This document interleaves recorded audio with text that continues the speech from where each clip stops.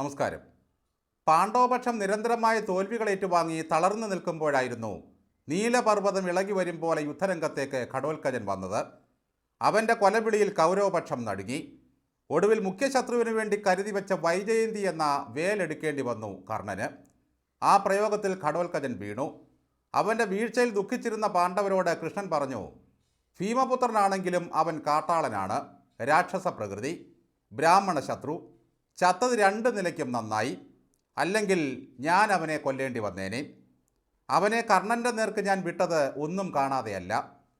രണ്ടാമൂഴത്തിലെ ഈ രംഗമാണ് വീണ്ടും ഓർമ്മയിൽ വരുന്നത്. കേരള രാഷ്ട്രീയത്തിൽ കാടിളക്കി വരും പോലെയായിരുന്നു അവൻ്റെ വരവ്. അവൻ്റെ വാചക കസർത്തിൽ ശത്രുപക്ഷത്തെ സൈബർ ചാവേറുകൾ തലയേറ്റ് വീണു. അവനുണ്ടാക്കിയ തീപ്പൊരിയിൽ സമരമുഖങ്ങൾ ജ്വലിച്ചു. അവൻ്റെ യുദ്ധതന്ത്രങ്ങളിൽ എതിരാളികൾ പകച്ചു നിന്നു. ഒടുവിൽ വിധി നിയോഗത്താൽ സ്വന്തം പടപ്പാളയത്തിൽ നിന്നുള്ള ബ്രഹ്മാസ്ത്രമേറ്റ് അവൻ നിലം പതിച്ചു. അവനെ ഓർത്ത് ദുഃഖിച്ചിരുന്നവരോട് കൃഷ്ണൻ്റെ കള്ളച്ചിരിയോടെ സതീശൻ പറഞ്ഞു, വീണത് രണ്ട് നിലയ്ക്കും നന്നായി, അല്ലെങ്കിൽ ഞാൻ തന്നെ കൊല്ലേണ്ടി വന്നേനെ. വീരസ്വർഗമില്ലാത്ത കാട്ടാളന് ചിതയൊരുക്കേണ്ടതില്ല എന്ന യുദ്ധനീതിയുണ്ട്. കോൺഗ്രസ് പതാകയുടെ തണൽ ഇനി അവന് കിട്ടില്ല. ആർക്കു വേണമെങ്കിലും കഴുകന്മാരെ പോലെ കൊത്തിപ്പറിക്കാം. അരുതെന്ന് പാർട്ടി പറയില്ല. രാഷ്ട്രീയ ബലിച്ചോറ് പൊതിച്ചോറാക്കി പൊതിഞ്ഞു കെട്ടി ഇന്നലെ ഡിവൈഎഫ്ഐക്കാർ ഹോസ്ദുർഗ് കോടതിയിൽ കാത്തുനിന്നു. രാഹുൽ കീഴടങ്ങാൻ വരാതിരുന്നത് കൊണ്ട് കൊണ്ടുവന്ന പൊതിച്ചോറുമായി ഡിവൈഎഫ്ഐക്കാർ അകത്ത് കിടക്കുന്ന കിണ്ടിവാസുവിനെയും കോപ്പർ പപ്പനെയും കാണാൻ പോയി. അല്പം വളിച്ചതാണെങ്കിലും അവരത് വാങ്ങി ഭക്ഷിച്ചു. ഇതിപ്പോൾ ആകെ തളർന്നു പോയത് CPMകാരാണ്. പാർട്ടിയിൽ നിന്നും പുറത്താക്കിയവനെ ഇനി എന്തു പറഞ്ഞ് അപമാനിക്കും? ആ പാർട്ടിയെ നിരന്തരം അടിക്കാനുള്ള ഒരു വടിയായിരുന്നു ഈ രാഹുൽ മാങ്കൂട്ടം. അറസ്റ്റ് ചെയ്യുകയോ കീഴടങ്ങുകയോ ചെയ്താൽ കൂവി വിളിച്ച് കോഴിത്തലയും കൊക്കരക്കോ വിളിയുമായി പിന്നാലെ പോകാം. വേണമെങ്കിൽ ചെരുപ്പുമാല അണിയിക്കാം, കല്ലെറിയാം.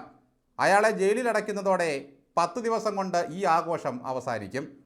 കോൺഗ്രസിനെയും ഷാഫിയെയും കല്ലെറിഞ്ഞ് നടന്നതിൻ്റെ ആ പഴയ സുഖം രാഹുൽ അകത്തു പോയാൽ കിട്ടണമെന്നില്ല.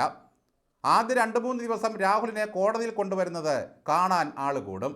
2 റിമാൻഡ് കാലാവധി തീരുന്നതോടെ തെരഞ്ഞെടുപ്പ് കഴിയും, ഫലവും വരും. അതോടെ ഫൈനൽ മത്സരത്തിനുള്ള രാഷ്ട്രീയ ഗർഭത്തിനായി CPM വായും പൊളിച്ച് മേലോട്ട് നോക്കി പിന്നെയും ഇരിക്കും. ആർക്കൊക്കെ FBയിൽ റിക്വസ്റ്റ് അയച്ച് തെളിവ് ശേഖരണം തുടങ്ങിക്കഴിഞ്ഞെന്ന് ആർക്കറിയാം. ഷാഫിക്കുള്ള പണി പുറകെ വരുന്നുണ്ട് എന്ന ഭീഷണിയും സൈബറുകൾ നടത്തുന്നുണ്ട്. കോൺഗ്രസ്സുകാർക്ക് തലയിൽ മുണ്ടിടാതെ ഇനി പുറത്തിറങ്ങി നടക്കാം. ലോകത്തിന് മുഴുവൻ ഞങ്ങൾ മാതൃകയായി എന്ന് സകല നേതാക്കന്മാരും ഇപ്പോൾ വിളിച്ചു പറയുകയാണ്. നിങ്ങളുടെ മാതൃക പിന്തുടരാൻ പിണറായി കഴിഞ്ഞ 2 ദിവസമായി കഠിനമായ പരിശീലനത്തിലാണ്. അതിൻ്റെ ഭാഗമായി പിണറായി P ശശിയുടെ കസേര തല്ലിയൊടിച്ച് തോട്ടിലെറിയും. പൊരിവേൽ തട്ടി മുറ്റത്ത് നിന്ന് വിയർക്കുന്ന ആ മിനുസമുള്ള തലയിൽ ഒരു പിടി നെല്ലുകൊണ്ട് മലര് പൊരിക്കും.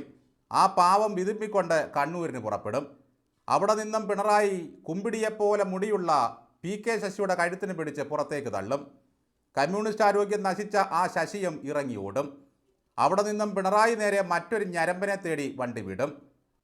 ആ വരവ് കണ്ട് വാങ്ങിവെച്ച മഴക്കോട്ടും വലിച്ചെറിഞ്ഞ് കടകം കൊള്ളി ഉണ്ടയിട്ടോടും. ജുബ്ബാച്ചേട്ടൻ്റെ താടിക്ക് കൂട്ടിപ്പിടിച്ച് തനിക്ക് മൂന്നാറിൽ പോയി തണുക്കണോടോ എന്ന് പറഞ്ഞ് ഒരൊറ്റ തള്ള്. അതോടെ കിഫ്ബി അടിച്ച് നിയമസഭയിൽ പണ്ട് വീണ പോലെ ഒരു വീഴ്ചയുണ്ട്. പിണറായി തനിക്ക് നേരെ കോപാക്രാന്തനായി വരുന്നത് കണ്ട് മുകേഷ് പിണറായി വരുന്നു വിട്ടോടാ എന്ന് പറഞ്ഞ് ഹരിഹർ നഗറിലെ മഹാദേവനെ പോലെ ഒരൊറ്റ ഓട്ടമങ്ങോടും. ഗോവിന്ദൻ പറഞ്ഞിട്ടുള്ളത് അകത്ത് കിടക്കുന്ന പത്മകുമാറിനെ എന്തിനാ പാർട്ടി പുറത്താക്കുന്നത് എന്നാണ്. പക്ഷേ പിണറായി ജയിലിൽ നിന്നും പിടിച്ചു വലിച്ച് പുറത്തിറക്കി പാർട്ടിയിൽ നിന്നും പുറത്താക്കും. അങ്ങനെ തൻ്റെ പാർട്ടിയെ ശുദ്ധീകരിച്ച് നിർമ്മല ഹൃദയനായി പിണറായി ഒരു വരവുണ്ട്. ആഹാ, എത്ര നല്ല നടക്കാത്ത സ്വപ്നം. മുകേഷിൻ്റേത് സിനിമാ മേഖലയിലെ പീഡനമാണെന്ന് ഉണ്ടംപൊരി ചിറ്റപ്പൻ പറഞ്ഞിട്ടുണ്ട്. മുകേഷിൻ്റേത് തീവ്രത കുറഞ്ഞ പീഡനമാണെന്ന് ജനാധിപത്യ മഹിള ചേച്ചിയും പറഞ്ഞു കഴിഞ്ഞു.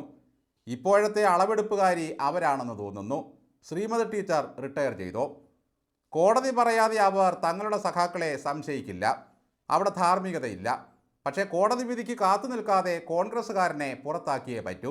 കാരണം കോൺഗ്രസ് പാർട്ടി പരിശുദ്ധമായിരിക്കണമെന്ന് CPMകാർക്ക് കടുത്ത നിർബന്ധമാണ്.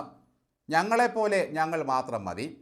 കഴിഞ്ഞ 3-4 ദിവസമായി പരദൂഷണം ചാനലുകൾ കൊടുക്കുന്ന വാർത്തയനുസരിച്ചാണെങ്കിൽ രാഹുൽ മാങ്കൂട്ടത്തിൻ്റെ 2 റിമാൻഡ് കാലാവധി തീരാനുള്ള സമയമായി.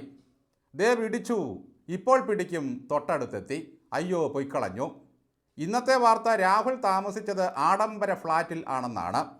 അങ്ങനെയെങ്കിൽ AICC നേരിട്ട് സംരക്ഷിക്കുകയാണെന്ന് CPM ഇനി പറയും. എന്തുകൊണ്ട് പിണറായി പോലീസിന് ഈ പിടുത്ത കാര്യത്തിൽ അത്ര ഉത്സാഹമില്ല? നിങ്ങളൊന്ന് ഉത്സാഹിച്ച് പിടിച്ചിട്ട് വേണം DYFIക്ക് പൊതിച്ചോറ് തീറ്റിക്കാൻ. ഓരോ ദിവസവും രാവിലെ അവർ പൊതിയും കെട്ടി ഇറങ്ങും. രാഹുലിനെ സ്വീകരിക്കാൻ താമര പാർട്ടിയും ഉണക്ക നക്ഷത്രക്കാരും കാത്തു നിൽക്കുകയാണ്. പൊട്ടിക്കാൻ മേടിച്ച പടക്കം തണുക്കുകയാണ്. പൊട്ടിക്കുമ്പോൾ ശ്രീമതി ടീച്ചറോട് ഒന്ന് പറഞ്ഞേക്കണം, അല്ലെങ്കിൽ കിടുങ്ങി മറിഞ്ഞ് താഴെ വീണെന്നിരിക്കും. എന്തായാലും പിടിയിലായി കോടതിയിലേക്ക് കൊണ്ടുപോകുമ്പോൾ രാഹുൽ രാജ്മോഹൻ ഉണ്ണിത്താനെ പോലെ തലയ്ക്ക് കയ്യും കുത്തി കീഴോട്ട് നോക്കി ഇരിക്കുമെന്ന് തോന്നുന്നില്ല. അപ്പോഴും അയാൾ രാഷ്ട്രീയം പറയും. കോൺഗ്രസിനെ വൻ ഭൂരിപക്ഷത്തിൽ ജയിപ്പിക്കണമെന്ന് പറയും. ജയിലിൽ കിടന്ന പുരുഷന്മാർക്ക് വേണ്ടിയുള്ള സ്വാതന്ത്ര്യ സമര പോരാട്ടത്തിലാണ് രാഹുൽ ഈശ്വർ. മാങ്കൂട്ടം എത്തിയിട്ട് വേണം നാരങ്ങാനീര് വാങ്ങിക്കുടിച്ച് ഉപവാസം അവസാനിപ്പിച്ച് പുള്ളിക്ക് പുറത്തിറങ്ങാൻ. ശബരിമലയിലെ വിഗ്രഹവും ദ്വാരപാലകരുമെല്ലാം ഡ്യൂപ്ലിക്കേറ്റ് ആണെന്നും ഒറിജിനൽ മോഷണം പോയതായും പറഞ്ഞതിൻ്റെ കലിപ്പാണ് സർക്കാരിന് ഈശ്വറിനോട്. എന്തായാലും രാഹുലിൻ്റെ പുറത്താക്കലോടെ കോൺഗ്രസ് ശുദ്ധമായി കഴിഞ്ഞു. പത്മജ വേണുഗോപാൽ ഇന്നലെ മുതൽ സുഖമായി ഉറങ്ങിത്തുടങ്ങി. KC വേണുഗോപാലിൻ്റെ ഭാര്യയ്ക്ക് ഇനി ഭയം വേണ്ട. KK രമയ്ക്ക് കൊടിസുനിയോട് ഉള്ളതിനേക്കാൾ വെറുപ്പ് രാഹുലിനോടാണ്. രാജ്മോഹൻ ഉണ്ണിത്താന് ഇനി കോൺഗ്രസ് സംസ്കാരം ഉൾക്കൊണ്ടുകൊണ്ട് മാന്യമായി പ്രവർത്തിക്കാം. സതീശൻ അഭിമാനത്തോടെ തല ഉയർത്തി നടക്കാം. വനവാസത്തിന് പോകേണ്ടി വരില്ല. രാഹുലിൻ്റെ പെണ്ണുകേസാണ് പാർട്ടിയെ തോൽപ്പിച്ചതെന്ന് ഇനി പറഞ്ഞു നടക്കരുത്. അന്ന് സതീശൻ കേക്ക് മുറിച്ചു കൊടുത്ത് പിറന്നാൾ ആഘോഷിച്ച ആ കുട്ടിയുടെ ഇനിയുള്ള എല്ലാ പിറന്നാളിനും സതീശൻ പോകണം. ഭാവിയിൽ തനിക്ക് തലവേദനയായേക്കാവുന്ന ഒരു വലിയ വില്ലനെയല്ലേ ആ കുട്ടിയിലൂടെ സതീശൻ നുള്ളിയെടുത്ത് പുറത്തു കളഞ്ഞത്.